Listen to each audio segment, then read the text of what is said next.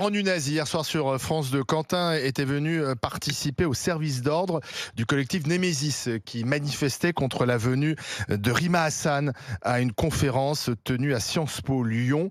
Et en marge de cette conférence, il y a eu des affrontements entre ces jeunes et ce lynchage dont Quentin a été victime. Sur le banc des accusés, l'ultra-gauche, comme le dit Laurent Nunez, les militants de la Jeune Garde plus précisément, mouvement Antifa qui assure la sécurité de Rima Hassan, mouvement créé par le député insoumis Raphaël Arnaud, qui doit être dissous ce mouvement.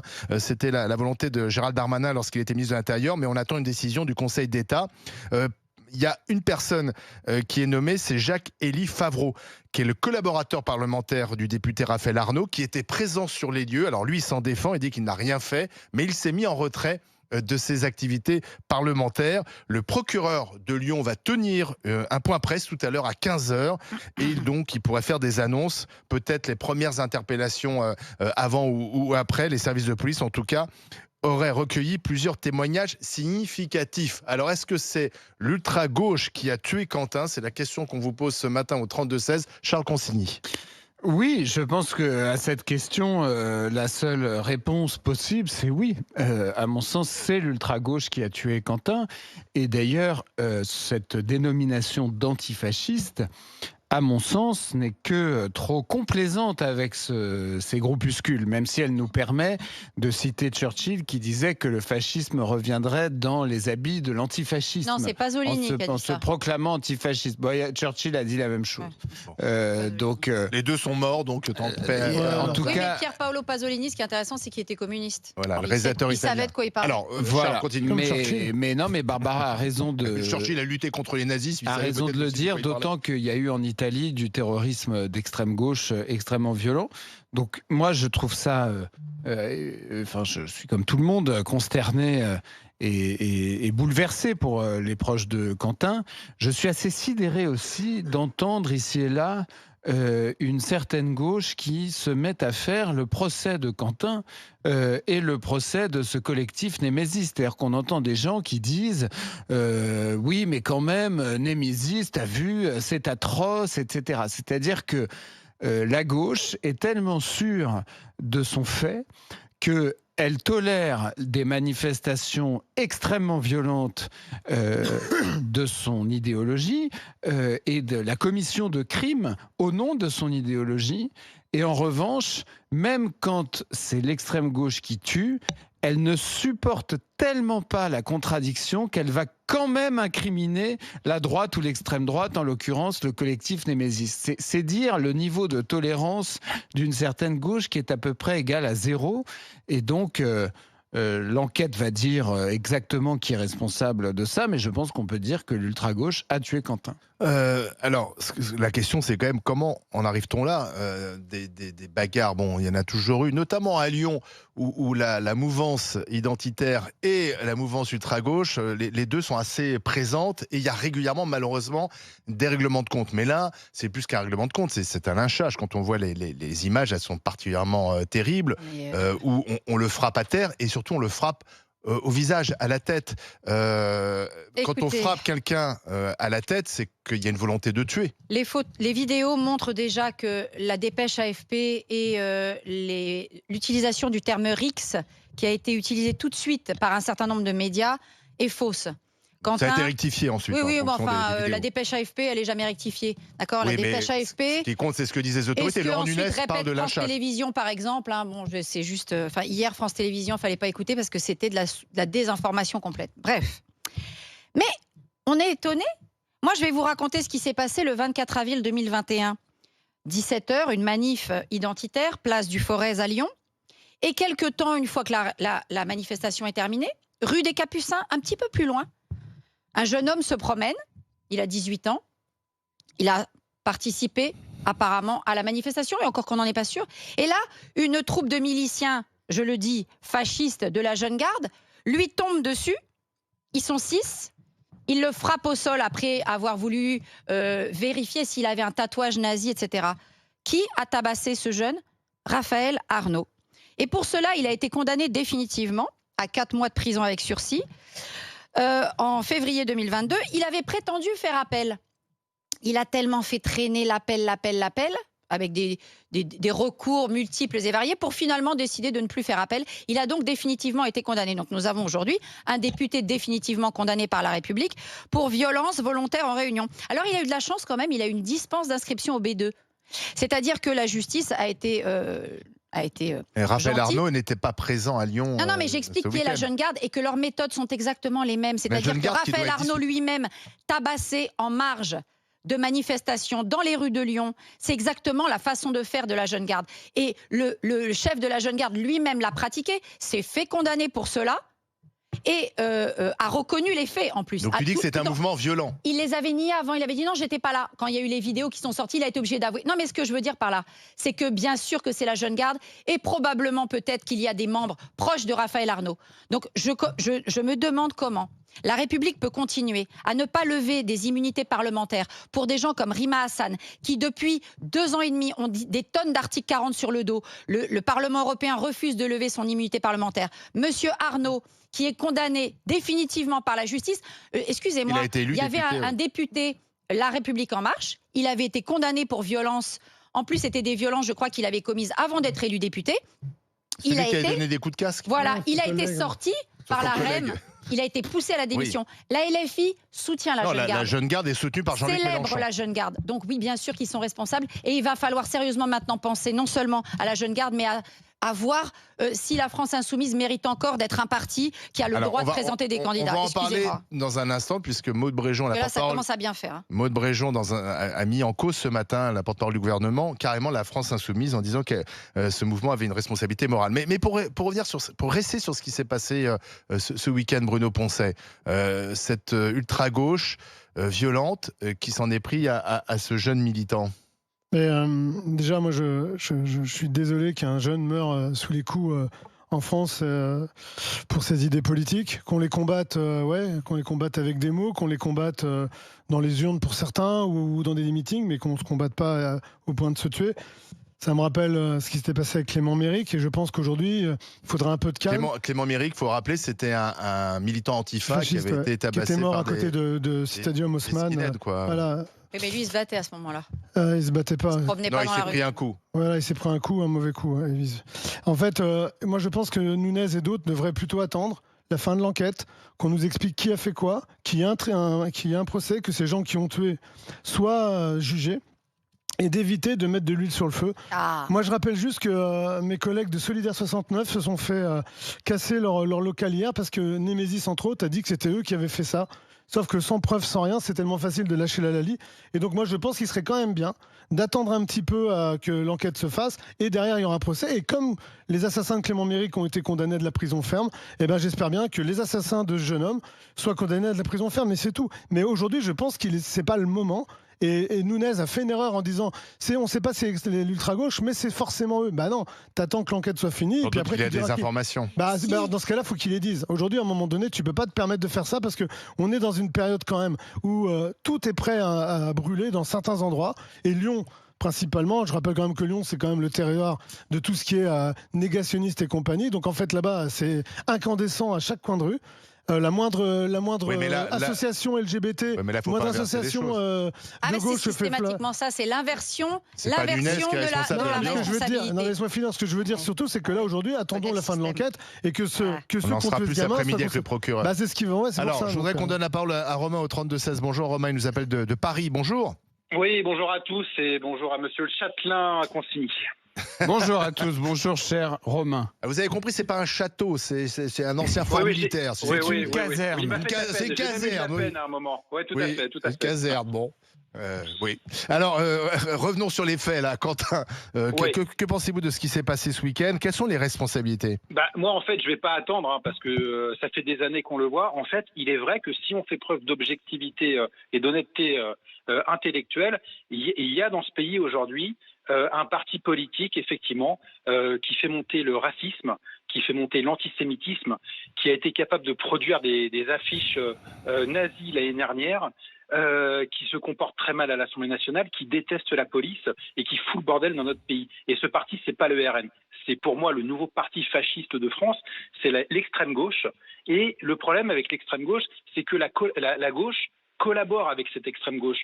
Moi, il y a quelques temps, j'entends qu'entre Marine Le Pen et Jean-Luc Mélenchon, François Hollande, un ancien président de la République, voterait Mélenchon, ça me donne envie de vomir. Quand tout le monde a appelé à voter pour LFI l'année dernière, il y a 2 ans, en lieu et place du RN, ça me donne envie de vomir. Donc maintenant, on le sait, on le voit ce qui se passe depuis des années. Donc effectivement, aujourd'hui, il y a un parti fasciste en France, et je suis désolé, mais c'est pas le RN. C'est l'extrême gauche, et la gauche collabore, et je dis bien collabore, avec ce parti. Pas toute la gauche. Ce matin, Raphaël Glucksmann, qui sera peut-être candidat à l'élection présidentielle, l'eurodéputé Place Publique, disait « Il est désormais impensable que la gauche cultive le moindre doute sur une alliance avec LFI ». Moi, j'attends justement... toujours à voter LFI au mais deuxième tour. Il a raison, Romain. Faut qu'un journaliste pose la question à M. Glucksmann. D'accord, M. Glucksmann, mais si le deuxième tour, c'est Mélenchon-Le Pen, vous votez quoi ? Et là, il faut qu'il dise qu'il s'abstient. Mais tu verras qu'il dira pas qu'il s'abstient. Il tournera autour du pot, mais il ira pas jusqu'au bout pour dire qu'il s'abstient. Et je voudrais rappeler, parce que Romain a raison, à Avignon, au deuxième tour des législatives, c'était le RN qui était en tête et Raphaël Arnaud avait 10 points de retard. Raphaël Arnaud a gagné au deuxième tour. Comment il a gagné au deuxième tour ? Du Front républicain ? Il a bénéficié du Front républicain, notamment de la maire PS d'Avignon, qui pourtant était contre sa candidature, mais qui a appelé à voter Raphaël Arnaud. Et Gabriel Attal avait appelé à voter LFI plutôt que RN. Que tous ces gens ne s'étonnent pas, d'accord, qu'aujourd'hui, on ait un parti qui, moi je le dis, est en train de préparer la guerre civile. Parce que c'est ça que veut Mélenchon. Après, LFI a dénoncé ce qui s'est passé, a regretté la mort de Quentin. Tu as entendu son discours à Mélenchon ? Oui, j'ai entendu. Après, il a d'abord fait « nous avons de l'empathie ». Et ensuite, il s'est lancé dans un truc. Il a défendu Rima Hassan. D'une violence sans nom contre Némésis. Il en a profité pour mettre un coup au collectif Nous Vivrons aussi. On ne sait pas pourquoi. Le collectif Nous Vivrons, les féministes qui... De droite. Après le 7 octobre. Non, pas du tout. Elle s'est tenue par des gens qui soutiennent Glucksmann. Alors je vais te dire que bon. Bref. Donc Glucksmann, c'est la droite pour la France insoumise. La violence de Mélenchon, elle est importante aujourd'hui parce que ce qu'il attend, c'est qu'en 2027, quand on tient des discours violents, il puisse lâcher ses troupes. Mais bien sûr, il est en train de préparer le ferment de quelque chose qui serait des affrontements. Je ne suis pas sûr qu'à 4 semaines du premier tour, la mort de Quentin soit une bonne chose. Je te parle pour 2027. Insoumise. Oui, mais là, dans 4 semaines, les Français vont voter. Je suis pas sûr que cette affaire soit quand même une bonne chose, parce que la violence, les Français la rejettent. C'est pas une bonne chose pour Quentin, déjà. Un gamin qui meurt dans la rue, c'est pas jamais une bonne chose. Bien entendu. Alors, on va remercier Romain. Dans un instant, Kevin. Rima Hassan, qu'est-ce qu'elle fichait à Sciences Po Lyon, sous les hurrahs des étudiants. Bravo. Alors d'ailleurs, la direction de Sciences Po Lyon se défend, dit qu'elle avait mis un service de sécurité. Enfin, on va parler de tout ça encore. Kevin au 32-16 dans un instant. Merci Barbara, tout de suite sur RMC Story. Kevin est avec nous, 32-16. Bonjour Kevin. Oui, bonjour Olivier, bonjour à toute l'équipe. Vous vouliez pointer du doigt la responsabilité du collectif Némésis, qui est ce collectif qui avait donc appelé à manifester contre la venue de Rima Hassan et dont Quentin assurait le service d'ordre avec ses camarades.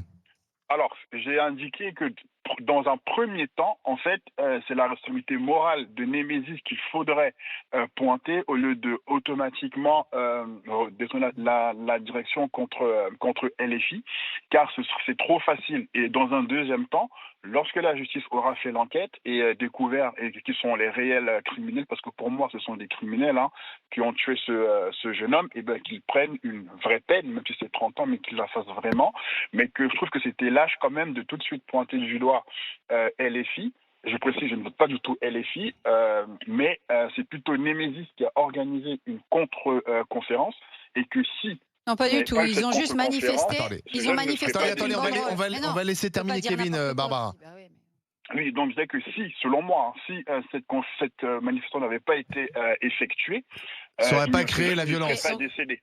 Voilà, c'est ce que je pense. Donc déjà, je précise également que le décès de toute personne c'est vrai que Némésis, et que c'est lâche. Il était au moins 5-6 sur lui quand même.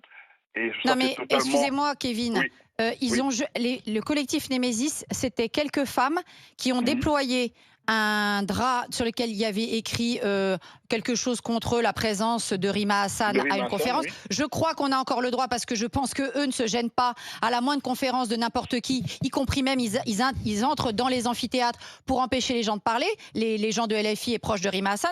Donc là, Némésis a juste sorti sa banderole et il y a tous les gens de la Jeune Garde qui se sont mis contre elle. Je rappelle d'ailleurs qu'il y a une jeune femme du collectif Némésis qui est à l'hôpital car elle a été jetée violemment au sol et elle a des douleurs au cervical et des nausées. Donc il est probable qu'elle ait elle a je ne sais plus combien de jours d'ITT, elle a probablement un traumatisme crânien. Ça les gêne pas, les soi-disant féministes, de jeter des femmes au sol.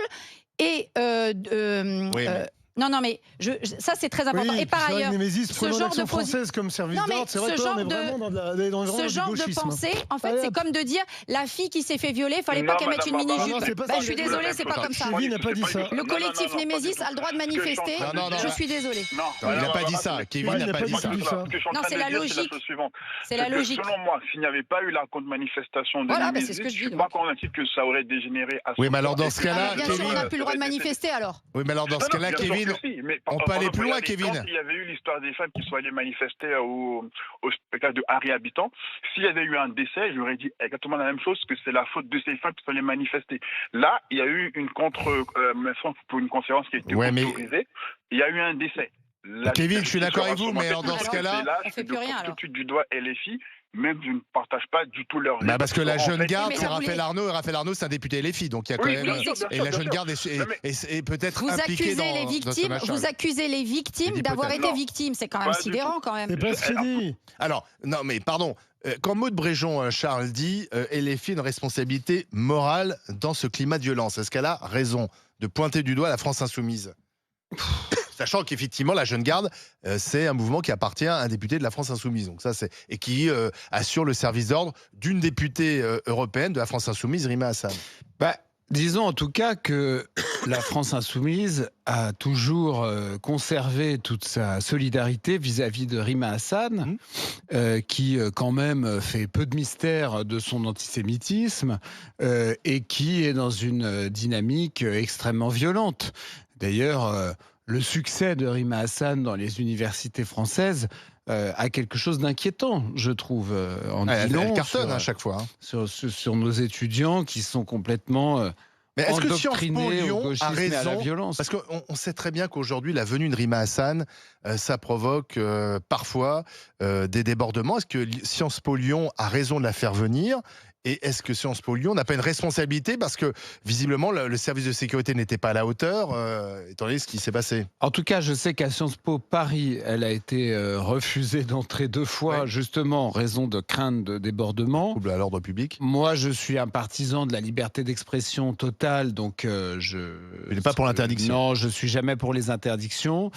Mais en même temps, si vous voulez, pour moi, Rima Hassan, c'est un peu comme c'est le même combat que Dieudonné ou Soral, si vous voulez. Pour moi, il n'y a pas beaucoup de différences idéologiques. Eux, ils ont été condamnés après à... Honnêtement, pour moi, il n'y a pas beaucoup de différences idéologiques. Qui protègent aussi des poursuites.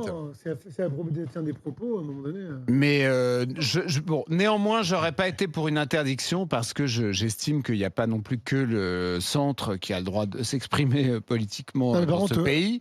Pas d'interdiction, mais peut-être qu'il faut mieux sécuriser. Parce que là, quand tu fais venir Rima Hassan, tu sais très bien qu'il y aura des contre-manifestants, qu'il y aura... D'ailleurs, elle-même se protège en faisant faire venir un mouvement antifa. Est-ce qu'il ne faut pas, dans ce cas-là, donner des garanties de sécurité? Moi, je trouve qu'il y a quand même une interrogation sur la direction de Sciences Po Lyon, alors qu'il dit qu'elle avait embauché, je crois, 2 agents de sécurité et que la police lui avait dit « appelez-nous dès qu'il se passe quelque chose ». Ce qu'elle a fait d'ailleurs, la direction. Mais c'était trop tard. Il n'y a pas que ça, Olivier. Moi, déjà, je vais revenir sur ce que dit Bréjon. Bréjon, il ne faut pas oublier qu'elle et tous ceux, la plupart des députés en essence, ont été élus grâce au report de voix des LFI dans certains endroits. Je rappelle quand même que moi, je m'étais chiffonné avec des copains des LFI parce qu'ils ont fait réélire Borne. Donc les macronistes sont à un moment donné, hypocrites. C'est plus que de l'hypocrisie, là, c'est des tartuffes en fait. On est en plein dans de la tartufferie. C'est-à-dire qu'en fait, à un moment donné, c'est bien, c'est facile parce que là, t'es à quelques semaines des élections municipales. Donc déjà, il faut que tu te refasses une virginité parce que ça fait quand même 9 ans que tu es au pouvoir et ça fait 9 ans que les gens veulent ta peau. Donc tout le monde veut que tu t'embarres. Et puis dans un an, il y a les présidentielles. Donc là, tout le monde va jouer jouer sa carte perso. Et quand il s'agit de sauver son poste de député, les voix venues des LFI, c'est pas un problème. Bien sûr, non, puis tu verras que ça reviendra tout ça, parce qu'à un moment donné, ils reviendront les chercher. Moi, je voudrais revenir quand même sur cette histoire de on n'a pas le droit de manifester, etc., etc. Parce que quand c'est de l'autre côté, il n'y a pas de problème. Il y a quelques mois, mon collègue historien. Non, mais pour vous montrer à quel point ces gens-là ont un gros problème. Mon collègue historien Yanis Roder, qui travaille au Mémorial de l'histoire de la Shoah et qui travaille comme professeur d'histoire, vient faire une conférence invitée par Sciences Po Lyon sur la question de juger les crimes à Vichy, puisque vous savez que Lyon était quand même une ville très importante pendant la guerre, notamment avec la présence de Klaus Barbie. C'est une ville du martyr de la résistance. Yanis venait faire une conférence à Sciences Po Lyon devant des magistrats et des étudiants. Il y a eu une bronca d'étudiants d'extrême gauche, dont des gens de la Jeune Garde, etc., qui avaient mis des tags sur les murs en prétendant Yanis Roder, génocidaire et compagnie, etc. Il a été exfiltré pour sortir. Voilà ce que c'est l'extrême gauche, c'est-à-dire une conférence sur les crimes de Vichy. À partir du moment où on a lu vaguement, où on t'a googlé et qu'ils ont décidé que tu étais dans le camp des génocidaires ou des je sais pas quoi, t'as plus le droit de parler parce que sinon on te menace au point qu'il faut t'exfiltrer. Et Rima Hassan, il n'y a jamais besoin de l'exfiltrer. Rima Hassan, elle est toujours entourée de ses militants et de ses miliciens qui font que elle, comme par hasard, elle n'a pas de problème. Elle a aucun problème pour circuler. C'est normal qu'elle n'ait pas de problème. Oui, elle est entourée de miliciens, c'est sûr. Pardon, mais Barbara. Alors sauf que c'est des miliciens vers pastèque, mais c'est des miliciens. Personne ne devrait avoir de problème. Tout le monde pourrait s'exprimer librement sans que ça se termine par la mort d'un jeune homme de 23 ans. Mais tu peux pas t'exprimer librement quand tu as sur le dos des Rima Hassan et des jeunes gardes, excuse-moi. Et l'extrême droite. Et à Lyon, l'extrême droite, c'est quand même leur berceau. Moi, je sais pas, le moindre truc à Lyon, le nombre de fois qu'il y a des ratonnades à Lyon. D'accord. Et puis en plus, moi je vais te dire, quand j'entends qu'on me dit là, le mec, c'est à un moment donné. Dans les années 80. Non, dernièrement, c'est encore ça. Et puis, ça a toujours été le piège des identitaires. Il y a encore eu un centre LGBT qui a été attaqué par l'extrême droite à Lyon. Enfin, à un moment donné, c'est ça tout le temps. Guillaume est avec nous. Guillaume nous appelle de Saint-Jean-de-Luz. Bonjour Guillaume. Bonjour à tous. Alors, que pensez-vous de ce qui s'est passé ce week-end ? Alors, je voudrais revenir sur ce qui a été dit un peu avant. On n'a plus le droit de manifester. En fait, c'est la faute des manifestants. S'il y a un décès, c'est quand même extraordinaire. Il y a un moment où il faut être juste. Comme disait Charles, la liberté d'expression, elle doit marcher dans tous les sens. Exactement. Ce qui s'est passé à Lyon, c'est honteux. Je n'ai jamais voté à l'extrême droite. Je ne pourrais pas. On ne peut pas me qualifier de nazi. Mes grands-parents ont été déportés pendant la Seconde Guerre mondiale, mais ma grand-mère a été décorée de la Légion d'honneur. Je suis originaire du côté de ma mère de Lyon. Mais là, il y a un moment où le nazisme, en fait, il est plus à droite. Le fascisme complet, il n'est plus du tout à droite. C'est la gauche qui dirige, c'est la gauche qui décide. C'est pas toute la gauche, là. Il ne faut pas faire des amalgames non plus. Là, c'est ce qu'on appelle l'extrême gauche ou l'ultra-gauche. Non, mais c'est comme si on disait que tous les musulmans, c'était des terroristes et on est dans le même business. En fait, on met tout dans le même sac. En fait, à un moment donné, l'extrême gauche, il faudrait déjà un peu la cibler. Là, on est plutôt sur des groupuscules violents et ça n'a rien à voir avec l'extrême gauche. Ils sont utilisés par des partis. Mais comme le RN utilisait des nazis, c'est comme ça. C'était une erreur. Mais bien sûr, mais on est dans le RN n'a pas utilisé des nazis, tu racontes n'importe quoi. Excuse-moi, mais tu m'excuseras quand même. En marge d'un 8 mai, d'une fête de Jeanne d'Arc, on achetait quand même des Arabes dans la Seine, mais c'est vrai que c'était. Le Front National, qu'est-ce que tu racontes ? Tu nous parles d'un truc qui vient des années 80. Là, on te parle aujourd'hui, 2026. Déjà, calme-toi un peu. Détends-toi. Déjà, très bien. Déjà, moi, je suis pas ton gamin. Je suis pas ton gamin, je suis pas tes élèves. Redescends un peu sur tes grands chevaux, mais là, détends-toi. Toi, ton art, c'est l'art de l'extrême gauche, c'est-à-dire de noyer le poisson en nous parlant. C'est l'extrême droite, donc ça tombe bien en fait. T'es bien ciblé là-dedans. De toute façon, tu peux éructer, ça m'intéresse. Stop, on va laisser Guillaume terminer. Je vais juste terminer parce que c'est Guillaume qui va terminer. Ce que fait Bruno, c'est de parler de faits vagues de l'époque du FN pour venir essayer. Le RN a aussi utilisé des mouvements. Le FN, oui. Le FN, oui. Des mouvements parfois violents. Un peu comme fait Mélenchon pour sa sécurité. Front National. Mais c'est des méthodes qui malheureusement, on voit ça aboutit. Vous pouvez toujours le répéter 10 fois, je vous dirais, le Front National, oui. C'est parce que tu vas répéter 10 fois que tu diras une vérité. Ah bah si. C'est quand même non, je crois pas, non. Barbara, stop, t'es pas là pour prendre la défense du RN. Stop. Guillaume, mot de la fin, Guillaume. Toute la gauche n'est pas responsable, heureusement. Ce sera toujours une minorité. Mais le problème, c'est qu'aujourd'hui, dans notre pays, ce sont les minorités qui dirigent. Et on peut pas travailler comme ça. La démocratie, c'est la majorité des gens. Donc, dans la gauche, toute la gauche a qu'à faire son ménage et virer une grosse partie qui ne va pas. Et aujourd'hui, la seule personne qui dirige tout ça et qui a un peu de gouaille à gauche, malheureusement, c'est Mélenchon. Merci Guillaume d'avoir appelé au 32-16. Alors on a posé la question sur le compte X des GG. L'ultra-gauche a-t-elle tué Quentin ? Vous dites oui à 87,3%.